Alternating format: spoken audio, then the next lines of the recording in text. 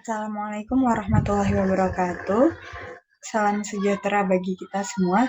Di sini saya atas nama Dristi Wahyuni Widayana dan rekan saya yang bernama Muhammad Syauki Bima Atalah akan menjelaskan terkait fenomena meteorologi maritim, salah satunya yaitu tropical cyclone atau siklon tropis. Untuk pembahasan kita pada kali ini, yaitu ada yang pertama pengertian dari tropical cyclone, ada struktur dari tropical cyclone, klasifikasi siklus hidup dari tropical cyclone, dan tropical cyclone yang pernah terjadi di Indonesia, serta monitoring tropical cyclone pada maritim. Kemudian ada juga cara untuk menghindari tropical cyclone bagi pelaut, dan ada update tropical cyclone. Baik, langsung saja ke pembahasan kita yang pertama, yaitu terkait pengertian dari tropical cyclone. Untuk pengertian dari siklon tropis atau tropical cyclone sendiri, ini merupakan sistem tekanan rendah non-frontal yang berskala sinoptik, tumbuh di atas perairan hangat dengan wilayah perawanan konvektif dan kecepatan angin maksimum sedikitnya 34 knot pada lebih dari setengah wilayah yang melingkari pusatnya, serta untuk waktu bertahannya setidaknya selama 6 jam atau lebih. Kemudian untuk radius dari rata-rata dari siklon tropis ini mencapai 150 hingga 200 km, dan pada daerah pusat siklon tropis terbentuk suatu wilayah dengan kecepatan angin relatif rendah dan tanpa awan yang disebut dengan mata siklon. Mata siklon ini sendiri dikelilingi dengan dinding mata, yaitu wilayah berbentuk cincin yang dapat mencapai ketebalan 16 km dengan diameter bervariasi mulai dari 10 hingga 100 km yang merupakan wilayah di mana terdapat kecepatan angin tertinggi dan curah hujan terbesar, di mana untuk ini lebih lanjutnya akan dijelaskan pada pembahasan di pembahasan selanjutnya. Kemudian ada masa hidup siklon tropis, yaitu rata-rata berkisar antara 3 hingga 18 hari, dan angin dengan kecepatan tertinggi biasanya terdapat di wilayah cincin di dekat pusat atau mata siklon. Atau jika siklon ini memiliki mata, berarti di dinding mata tersebut. Untuk ukuran siklon tropis bervariasi mulai dari 50 km hingga 1.100 km.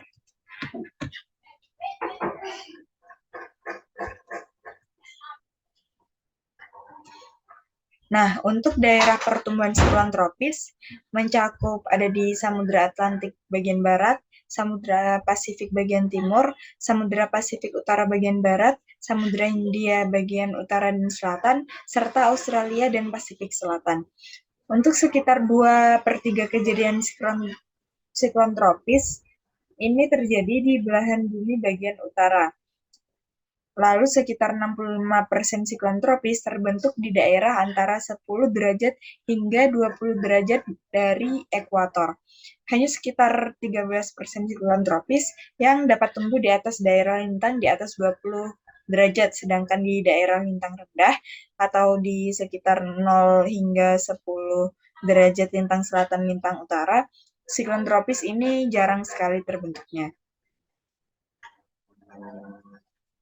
Syarat-syarat yang memungkinkan terjadinya siklon tropis, yaitu yang pertama ada perairan laut yang hangat, yaitu setidaknya memiliki suhu muka laut 80 derajat Fahrenheit atau 27 derajat Celcius atau lebih.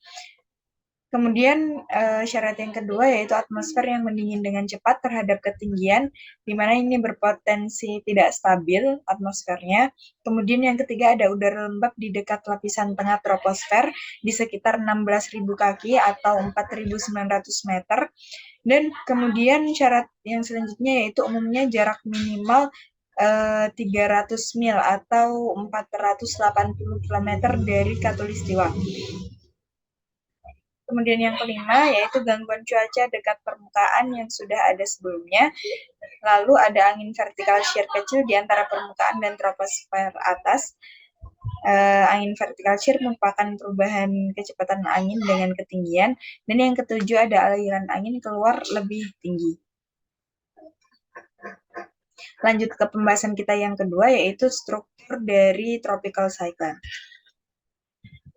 Nah, siklon tropis ini yaitu badai sirkular yang tadi telah dijelaskan berdiameter sekitar kurang lebih 320 km atau 200 mil dengan angin berputar di sekitar wilayah tengah atmosfer bertekanan rendah. Angin digerakkan oleh adanya inti tekanan rendah dan rotasi bumi yang membelokkan jalur angin melalui gaya Coriolis.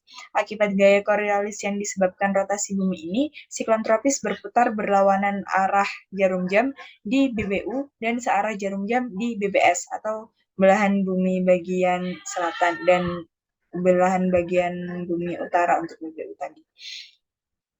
Untuk bentangan struktur siklon tropis ini dapat dibagi menjadi 3 wilayah, yaitu yang pertama wilayah luar yang berbentuk cincin dengan radius luar kurang lebih sekitar 160 km atau 100 mil dan radius dalam sekitar 30 hingga 50 km atau 20 sampai 30 mil.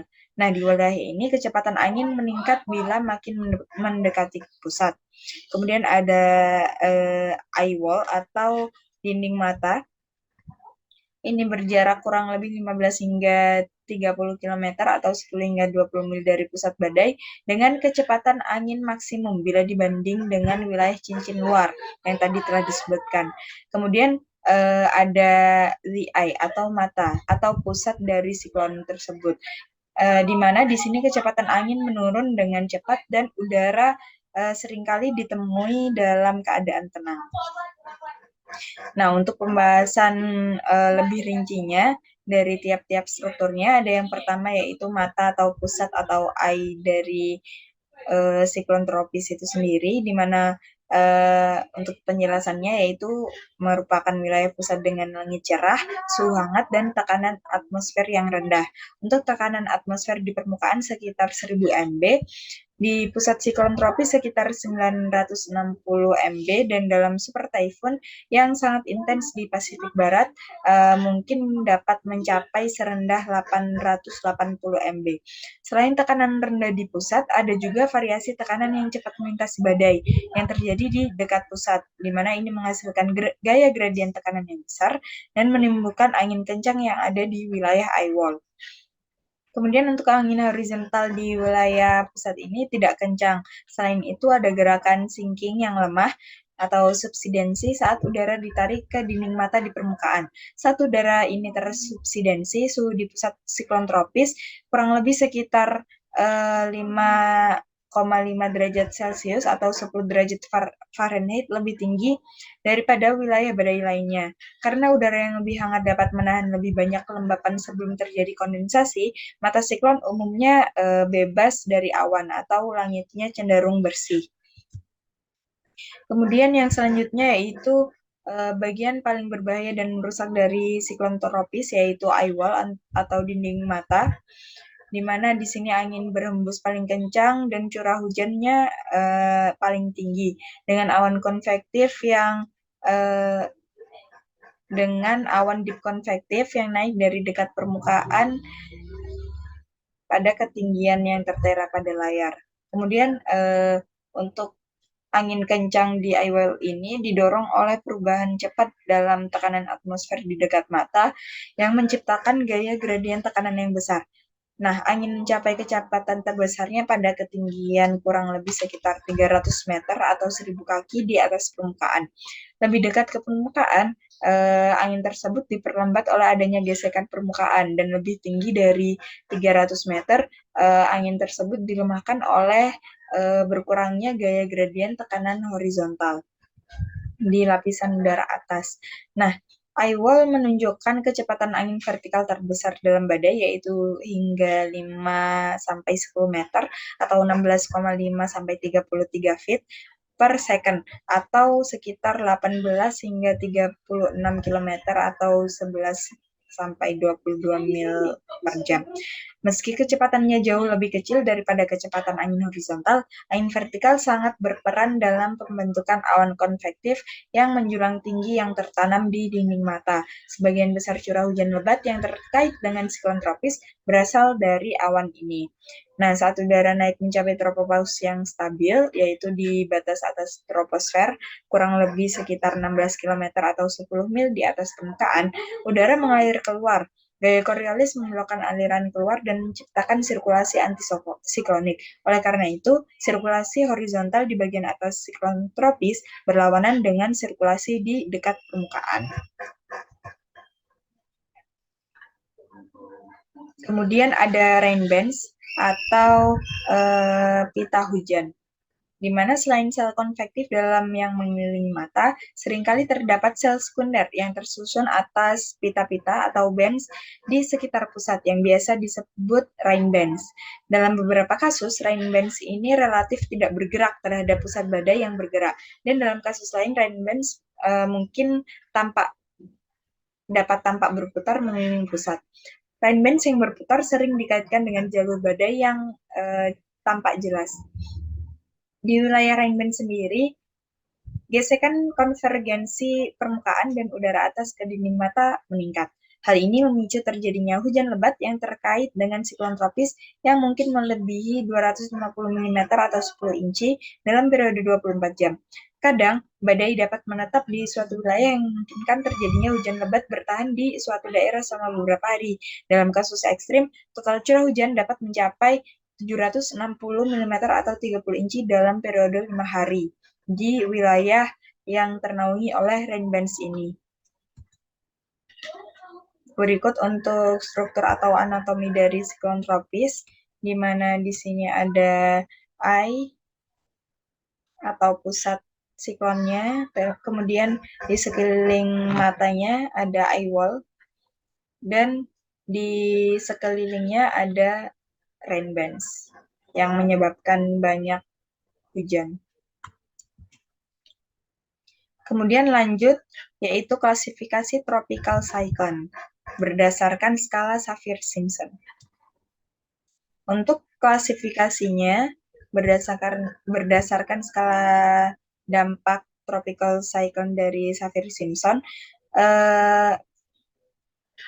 siklon tropis ini dikategorikan menjadi 5 kelas, yaitu yang pertama ada kategori ke-1, yaitu minimal, dan kategori kedua moderat, kemudian ada kategori 3 ekstensif, dan kategori 4 ekstrim, kemudian kategori kelima yaitu katastrofik. Untuk kecepatan angin maksimum dan tekanan udara minimum, serta storm surge yang dihasilkan dari tiap-tiap kategorinya dapat dilihat pada tabel yang tercantum. Kemudian ditampilkan juga contohnya, contoh siklonnya. Lanjut ke pembahasan yang selanjutnya, yaitu siklus hidup tropical cyclone. Berikut untuk gambaran dari siklus hidup tropical cyclone. Untuk penjelasannya yaitu badai dimulai sebagai tropical disturbance atau disturbance tropis yang biasanya terjadi ketika awan cumulonimbus mulai menunjukkan tanda-tanda sirkulasi yang lemah. Ketika kecepatan angin meningkat menjadi 36 km atau 23 mil per jam, badai tersebut diklasifikasikan sebagai depresi tropis. Kemudian jika sirkulasi terus meningkat dan kecepatan angin melebihi 63 km atau 39 mil per jam, maka sistem tersebut disebut sebagai badai tropis.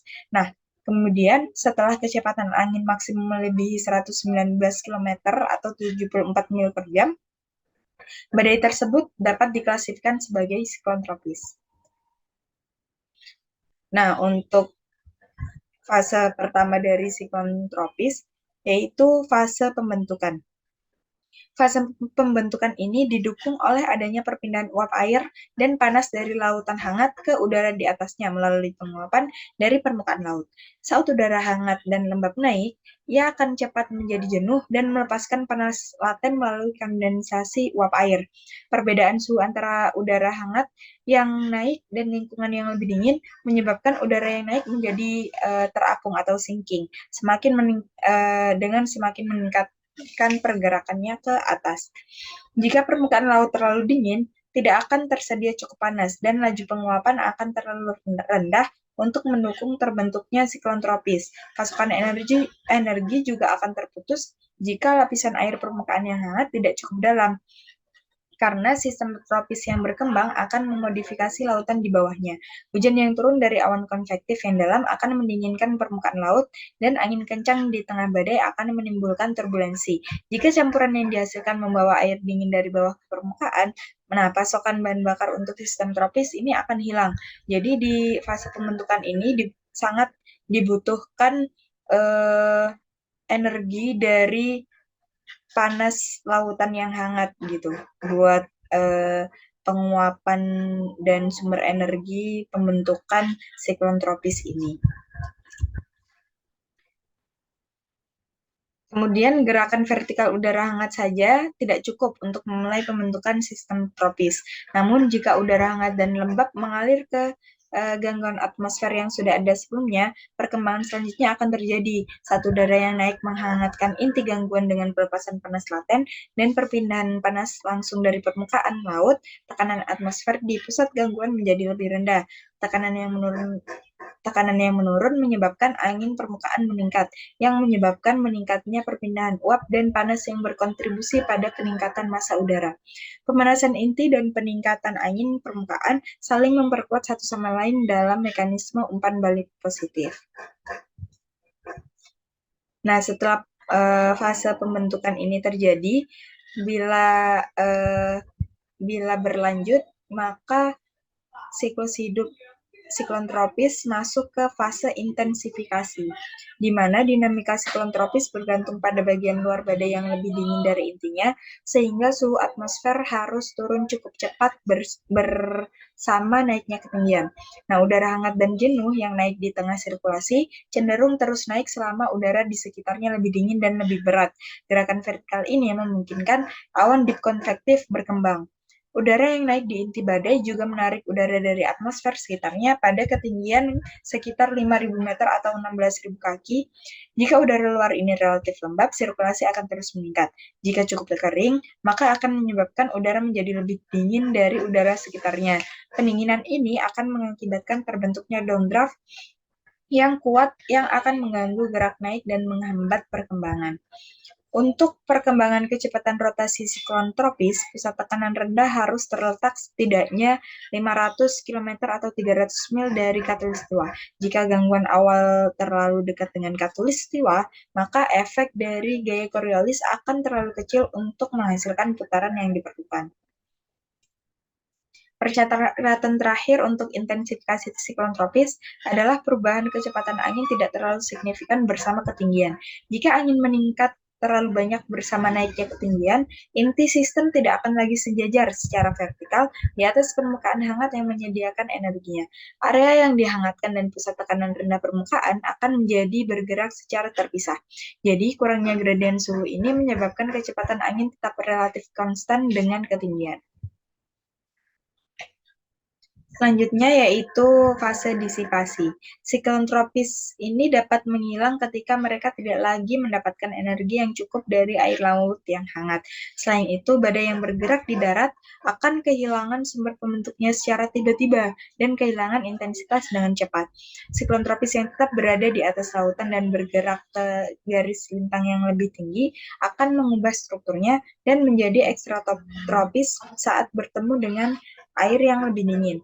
Nah, transformasi dari siklon tropis ke siklon ekstratropis ditandai dengan peningkatan diameter badai dan dengan perubahan bentuk dari lingkaran menjadi bentuk koma atau V pada rainbands-nya. Siklon ekstratropis biasanya memiliki tekanan pusat yang lebih tinggi dan akibatnya memiliki kecepatan angin yang lebih rendah. Siklon ekstratropis ini yang dipicu oleh variasi suhu utara selatan akan melemah dan menghilang dalam beberapa hari. Untuk dari saya, sekian, mungkin bisa dilanjutkan pembahasan selanjutnya oleh rekan saya, yaitu dari rekan Bima. Terima kasih. Terima kasih kepada Saudara Adisti Wayuning Widyadana yang telah menyampaikan video pemahaman dari pengertian tropical cyclone sampai dengan siklus tropical cyclone. Selanjutnya saya akan menyampaikan tropical cyclone yang pernah terjadi di Indonesia. Berikut merupakan daftar tropical cyclone yang pernah terjadi di Indonesia pada periode tahun 2003 sampai 2013 yang tercatat di data TCWC Australia dan data TCWC Jakarta. Di mana pada periode 10 tahunan ini terdapat tropical cyclone dengan kecepatan angin tertinggi yaitu 195 knot yang tercatat pada tahun 2006 dengan nama tropical cyclone-nya tropical cyclone Floyd. Di mana untuk tropical cyclone Floyd ini terjadi pada tanggal 22 Maret sampai 27 Maret dengan area terdampaknya yaitu di perairan Jawa Tengah, Jawa Timur, Yogyakarta, dan Jawa Barat. Selanjutnya pada tahun 2004 terjadi tropical cyclone dengan tekanan paling rendah yaitu 910 milibar dengan tropical cyclone-nya yaitu tropical cyclone Fai pada tanggal 16 Maret sampai 28 Maret. Untuk lokasinya berada di Laut Timur Samudra Hindia dengan area terdampaknya yaitu perairan timur barat, Rote, Sumba, dan sebagian NTB. Berikutnya merupakan daftar tropical cyclone yang pernah terjadi di Indonesia pada periode berikutnya, yaitu pada periode tahun 2014 sampai 2021. Di mana pada periode ini terdapat tropical cyclone yang menelan korban jiwa. Yang pertama yaitu pada tahun 2017 dengan tropical cyclone Cempaka pada tanggal 27 November sampai 30 November yang lokasinya di Samudra Hindia. Di mana tropical cyclone Cempaka ini menelan korban jiwa sebanyak 41 jiwa dengan area terdampaknya di Jawa Tengah, Yogyakarta, dan Jawa Timur. Selanjutnya, pada tahun 2019 terdapat tropical cyclone yang menelan korban jiwa, yaitu sebanyak 1 jiwa, yaitu tropical cyclone Riley yang berlokasi di Samudra Hindia. Tropical cyclone Riley ini area terdampaknya berada di perairan Jawa Barat, Jawa Tengah, Yogyakarta, Jawa Timur, Bali, NTB, dan NTT. Selanjutnya yang terakhir pada tahun 2021 terdapat tropical cyclone Seroja pada tanggal 5 sampai 12 April yang berlokasi di Laut Sawu. Di mana tropical cyclone Seroja ini menelan korban jiwa sebanyak 228 jiwa dengan area terdampaknya yaitu di yang paling parah di Nusa Tenggara Timur, kemudian perairan NTB, kemudian Bali, Jawa Timur, dan Jawa Tengah. Berikutnya yaitu monitoring tropical cyclone pada maritim. Di mana untuk monitoring tropical cyclone ini ada 5, yaitu dari Navtex, kemudian dari SafetyNet, selanjutnya ada dari Annotated on Weather Facility Charts, kemudian Private Weather Routing Company, dan email list server from the National Hurricane Center atau Hurricane Center setempat. Kemudian kegiatan yang dilakukan monitoring di pelabuhan yaitu menyampaikan NHC warning atau bulletin, kemudian penyampaian adanya monitor tropical cyclone melalui radio atau stasiun TV lokal, kemudian melalui port authority atau penjaga pantai, dan yang terakhir penyebaran informasi tropical cyclone melalui internet. Selanjutnya yaitu cara menghindari tropical cyclone. Bagaimana cara menghindari tropical cyclone bagi pelaut? Ada 2, yaitu yang pertama ya, adalah aturan 123. Aturan Marinir 123 atau disebut juga aturan bahaya merupakan panduan penting yang diikuti pelaut untuk menghindari badai tropis atau jalur badai.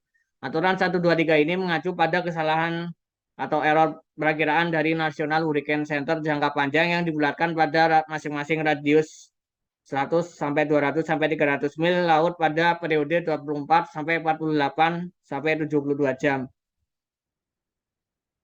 Area bahaya yang harus dihindari pada area merah ini dibangun dengan memperhitungkan kesalahan atau error tersebut dan kemudian diperluas lebih jauh untuk mencerminkan perakiraan radius angin maksimum badai tropis dengan kecepatan maksimumnya 34 knot pada setiap waktu tersebut oleh National Hurricane Center. Yang berikutnya merupakan pedoman belayar bagi pelaut pada saat kapal terjebak pada tropikal cyclone. Sebelum masuk ke pembahasan ini, perlu diketahui bahwa elemen meteorologi tidak terdistribusi secara merata di seluruh daerah tropical cyclone, di mana tropical cyclone ini dibagi menjadi setengah lingkaran dan kuadran kiri atau kanannya relatif terhadap arah gerakan. Biasanya angin terkuat berada di kuadran kanan pada belahan bumi utara seperti gambar di atas, sedangkan angin terkuat di belahan bumi bagian selatan berada di sebelah kiri yang terdapat di gambar bawah ini.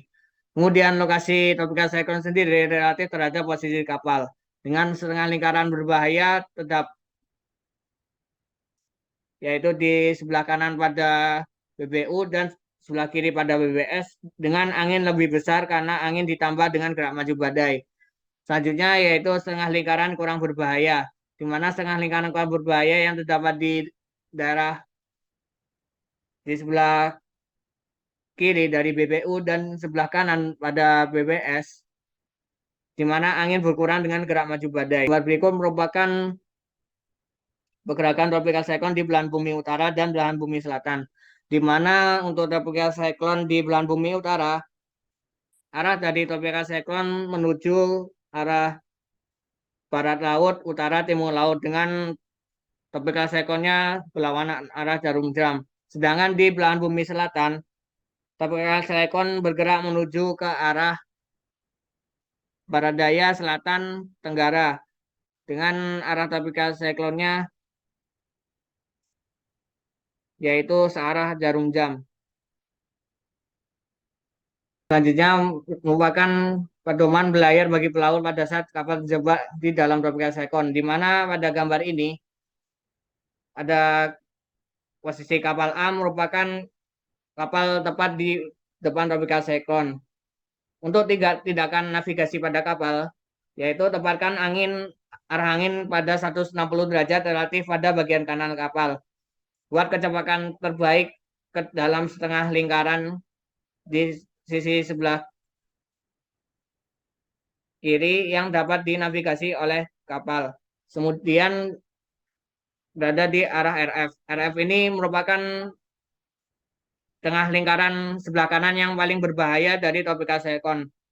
Untuk tindakan navigasinya yaitu arahkan arah kapal menuju 45 derajat yang relatif pada haluan kanan dan buat haluan dan kecepatan terbaik sesuai kondisi yang memungkinkan bagi kapal untuk berlayar.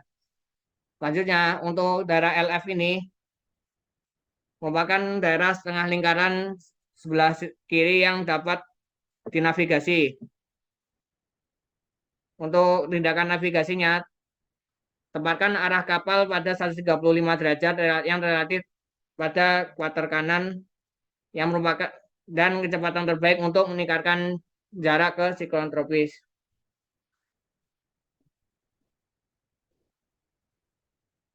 Selanjutnya untuk daerah RR, B, dan LR ini merupakan area di belakang tropical cyclone.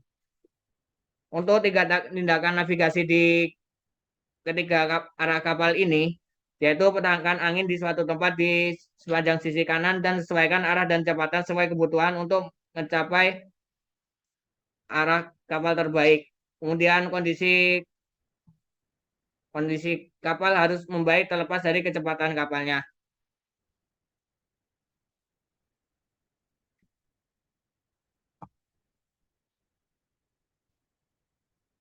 Selanjutnya cara menghindari tropical cyclone bagi pelaut di belahan bumi selatan.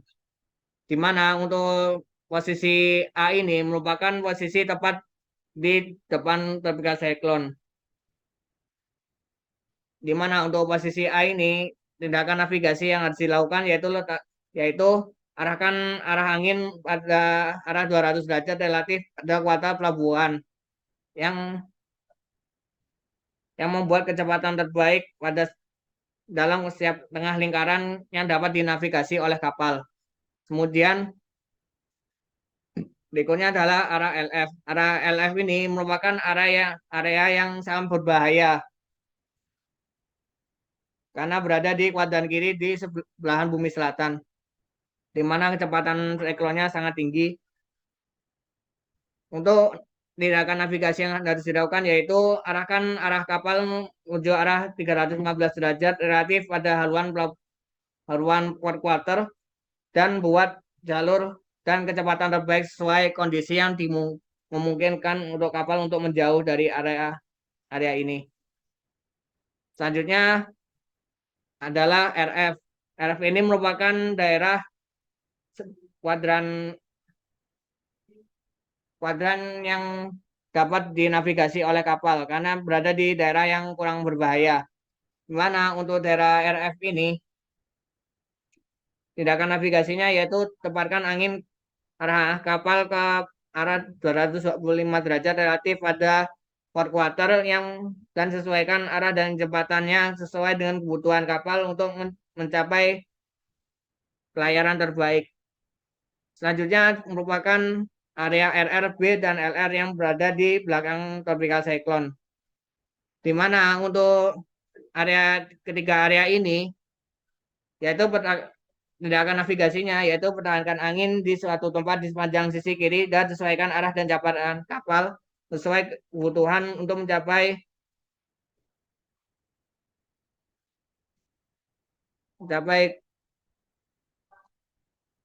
pengendaraan terbaik atau pelayaran terbaik. Kemudian kondisi kapal harus membaik terlepas dari kecepatan kapalnya.